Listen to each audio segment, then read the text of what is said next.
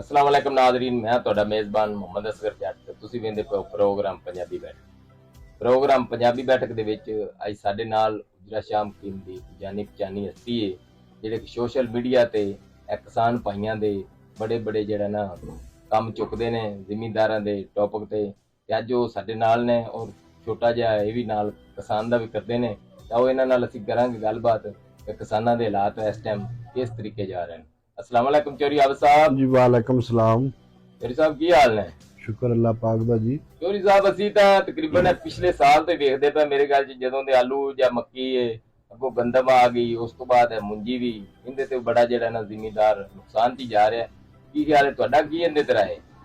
ਜੀ ਸਭ ਨੂੰ ਪਹਿਲੇ ਤੇ ਮੈਂ ਜੱਟ ਸਾਹਿਬ ਤੁਹਾਡਾ ਸ਼ੁਕਰੀਆ ਅਦਾ ਕਰਾਂਗਾ ਤੁਹਾਡੀ ਪੰਜਾਬੀ ਬੈਠਕ ਦਾ, ਤੁਹਾਡੇ ਸਿਟੀ ਪ੍ਰੈਸ ਕਲੱਬ ਰਜਿਸਟਰਡ ਦਾ ਕਿ ਤੁਸੀਂ ਸਾਡੀ ਕਿਸਾਨਾਂ ਦੀ ਆਵਾਜ਼ ਬਣੇ ਜੇ।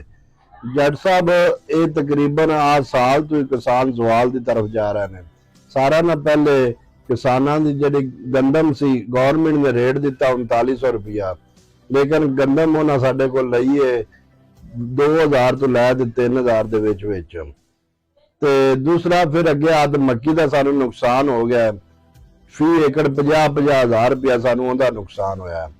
उस पिछे असी दाई गल लै हाईब्रिड मुंजी लाई, हाईब्रिड बीज कंपनी वाले साडे नाल धोखा कीता जा, उन्हें सानू 2 नंबर बीज दिते।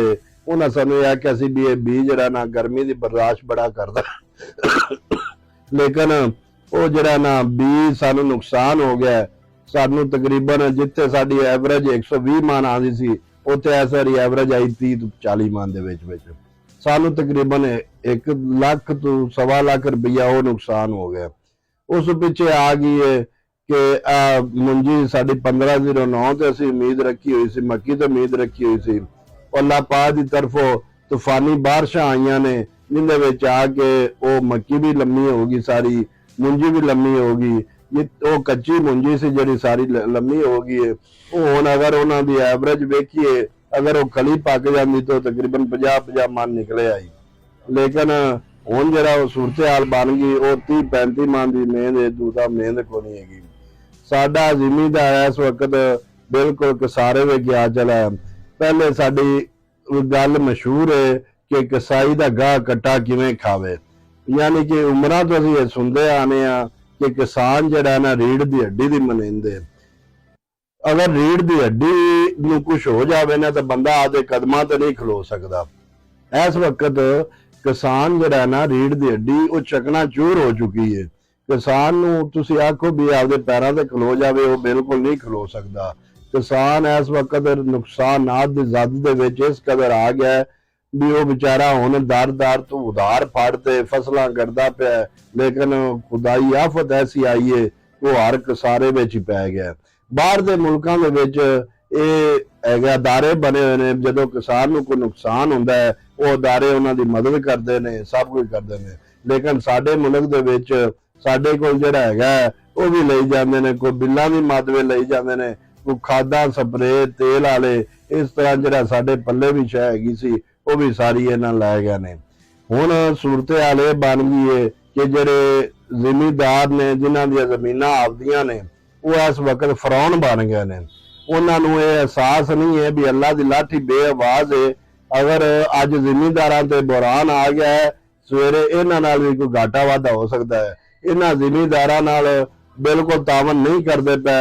मेरी पहले तो जमीन दे जिहड़े मालक ने उन्हां नूं ये रिक्वेस्ट है कि आपदे ठेकेदारां नूं जिन्ना हो सके रिलीफ दो, इन्हां नाल तावन करो ताकि वो आपदी फसल गड्ढ सकन। उन्हां विचारां ने जिवें उधार पाते या जिवें भी गड्ढनी है वो गड्ढ सकन, तुसीं उन्हां नूं ठेके पर थोड़ा जिहा रिलीफ दो। नंबर दूसरी रह गई गल कि मेरी ये रिक्वेस्ट है, अपील है साडे ज़राअत दे मिनिस्टर ने सैयद आशिक हुसैन शाह करमानी अगे और वज़ीर आला पंजाब मोहतरमा मरियम नवाज साहब अगे कि साडे किसानां दे नाल जिन्ना हो सके तावन करन, इन्हां नूं खादां दे विच हर चीज़ दे विच रिलीफ देवन ताकि साडे मुल्क दी जिहड़ी ज़राअत है ये रीढ़ दी हड्डी दे मनिंदे ये कामयाब हो सके। अगर साडे मुल्क दा किसान खुशहाल ना होया साडा मुल्क खुशहाल नहीं हो सकता। जदों ये किसान खुशहाल होवेगा उदों साडा मुल्क भी खुशहाल होवेगा। ਤੇ ਜੀ ਇਹ ਸਾਡੇ ਨਾਲ ਸਨ ਇੱਕ ਕਿਸਾਨ ਭਾਈ ਜਿਹੜੇ ਕਿਸਾਨਾਂ ਦੀ ਇੱਕ ਗੱਲਬਾਤ ਕਰ ਰਹੇ ਸਨ ਤੇ ਸਾਡੇ ਜਿਹੜੇ ਵਜ਼ੀਰ ਜ਼ਰਾਅਤ ਨੇ ਸਾਡੇ ਇਲਾਕੇ ਦੇ ਐਮਪੀਏ ਵੀ ਔਰ ਵਜ਼ੀਰ ਵੀ ਨੇ ਉਹਨਾਂ ਨੂੰ ਚਾਹੀਦਾ ਹੈ ਕਿ ਕੁਝ ਖਾਦਾਂ ਤੇ ਇਹਨਾਂ ਚੀਜ਼ਾਂ ਤੇ ਜ਼ਰਾਅਤ ਦੇ ਉੱਤੇ ਜਿਹੜੇ ਕਿਸਾਨ ਛੋਟੇ ਨੇ ਉਹਨਾਂ ਦੇ ਉੱਤੇ ਕੋਈ ਥੋੜਾ ਜਿਹਾ ਰਹਿਮ ਫਰਮਾਇਆ ਜਾਵੇ ਤਾਂ ਕਿ ਇੱਕ ਤਾਂ ਜੇ ਠੇਕੇਦਾਰਾਂ ਦੀ ਵਜ੍ਹਾ ਤੋਂ ਵੀ ਉਹ ਜਿਹੜਾ ਹੈ ਕਿ ਠੇਕਾ ਬਹੁਤ ਜ਼ਿਆਦਾ ਕੀਤੀ ਖਲੋਤੇ ਨੇ। ਅਕਸਰ ਅਸੀਂ ਵੈਸੇ ਕਿਧਰੇ ਕੁਝ ਲੋਕਾਂ ਦਾ ਸੁਣਿਆ ਵੀ ਹੈ ਕਿ ਉਹਨਾਂ ਨੇ ਠੇਕਾ ਕਾਫੀ ਘੱਟ ਕੀਤਾ ਹੈ ਕਈਆਂ ਜਗ੍ਹਾ ਤੇ ਲੇਕਿਨ ਕਿਸੇ ਜਗ੍ਹਾ ਤੇ ਉਸੇ ਤਰੀਕੇ ਹੀ ਉਹ ਕਹਿੰਦੇ ਨੇ ਭਾਈ ਕਰਨੀ ਜੇ ਤੇ ਕਰੋ ਨਹੀਂ ਕਰਨੀ ਤੇ ਨਾ ਕਰੋ। ਤੇ ਅਗਰ ਇਸੇ ਤਰੀਕੇ ਅਗਰ ਕਿਸਾਨ ਨਾਲ ਇਹ ਮਾਮਲਾਤ ਹੁੰਦੇ ਰਹੇ ਤੇ ਸਾਡਾ ਮੁਲਕ ਬਿਲਕੁਲ ਪਿੱਛੇ ਚਲਾ ਜੀ ਜਾਏ। ਬਿਲਕੁਲ ਜੱਟ ਸਾਹਿਬ, ਸਾਡੇ ਇਸ ਇਲਾਕੇ ਦੇ ਵਿੱਚ ਹੁਜਰਾ ਸ਼ਾਹ ਮਕੀਮ ਦੇ ਇਰਦ ਗਿਰਦ ਜਿਹੜੇ ਲੋਕ ਨੇ ਨਾ, ਕਾਫੀ ਲੋਕ ਨੇ ਜਿਨ੍ਹਾਂ ਆਪਦੇ ਠੇਕੇਦਾਰਾਂ ਨੂੰ ਰਿਲੀਫ ਦਿੱਤੀ ਹੈ। ਕਿਸੇ ਨੇ 50,000 ਛੱਡਿਆ, ਕਿਸੇ ਨੇ ਲੱਖ ਛੱਡਿਆ, ਲੇਕਿਨ ਸਾਡੇ ਜਿਹੜੇ ਚੜ੍ਹਦੇ ਵਾਲੇ ਪਾਸੇ ਨੇ ਨਾ ਠੇਕੇਦਾਰ ਹਜ਼ਰਾਤ ਜਾਂ ਮਾਲਕ ਹਜ਼ਰਾਤ, ਉਹ ਤੇ ਕਿਸੇ ਨੂੰ ਟਕਾ ਨਹੀਂ ਛੱਡਦੇ ਪਏ ਜਿਹੜੇ ਇੱਥੇ ਜ਼ਿਆਦਾ ਜ਼ਮੀਨਾਂ ਦੇ ਮਾਲਕ ਨੇ। ਮੇਰੀ ਉਹਨਾਂ ਸਾਰਿਆਂ ਭਾਈਆਂ ਅੱਗੇ ਰਿਕੁਐਸਟ ਹੈ ਕਿ ਤੁਸੀਂ ਅੱਲਾਹ ਪਾਕ ਤੋਂ ਡਰੋ ਤੇ ਆਪਦੇ ਠੇਕੇਦਾਰਾਂ ਨਾਲ ਰਹਿਮ ਕਰੋ, ਕਿਉਂਕਿ ਜਦੋਂ खुदा मेहरबान होगा अर्शे बरी पर, करो मेहरबानी तो मैले जमीन पर, खुदा मेहरबान होगा अर्शे बरी पर। ਜੀ ਇਹ ਸਾਡੇ ਨਾਲ ਸਨ ਚੌਧਰੀ ਆਬਦ ਸਾਹਿਬ ਜਿਹੜੇ ਕਿਸਾਨ ਔਰ ਕਿਸਾਨਾਂ ਦੀ ਗੱਲਬਾਤ ਕਰ ਰਹੇ ਸਨ ਔਰ ਸਾਡੇ ਜਿਹੜੇ ਵਜ਼ੀਰ ਆਲਾ ਪੰਜਾਬ ਮਰੀਮ ਨਵਾਜ਼ ਸਾਹਿਬ ਨੇ ਉਹਨਾਂ ਨੂੰ ਵੀ ਚਾਹੀਦਾ ਹੈ ਕਿ ਕੋਈ ਜਿਹੜੇ ਖਾਦਾਂ ਤੇ ਜਾਂ ਬੀਜਾਂ ਤੇ ਇਹਨਾਂ ਤੇ ਜਿਹੜੇ ਕੋਈ 2 ਨੰਬਰ ਚੀਜ਼ਾਂ ਇਹਨਾਂ ਨੂੰ ਦੇ ਰਹੇ ਨੇ ਉਹਦੇ ਉੱਤੇ ਜਿਹੜੀਆਂ ਇਹਨਾਂ ਦੀ ਟੀਮਾਂ ਨੇ ਉਹਦੇ ਤੇ ਕੋਈ ਨਜ਼ਰਸਾਨੀ ਕੀਤੀ ਜਾਵੇ। ਇਹਦੇ ਨਾਲ ਹੀ ਆਪਣੇ ਮੇਜ਼ਬਾਨ ਮੁਹੰਮਦ ਅਸਗਰ ਜੱਟ ਨੂੰ ਦਿਓ ਇਜਾਜ਼ਤ, ਮਿਲਾਂਗੇ ਕਿਸੇ ਨਵੇਂ ਪ੍ਰੋਗਰਾਮ ਨਾਲ। ਅੱਲਾ ਨਿਗਹਿਬਾਨ, ਪਾਕਿਸਤਾਨ ਜ਼ਿੰਦਾਬਾਦ।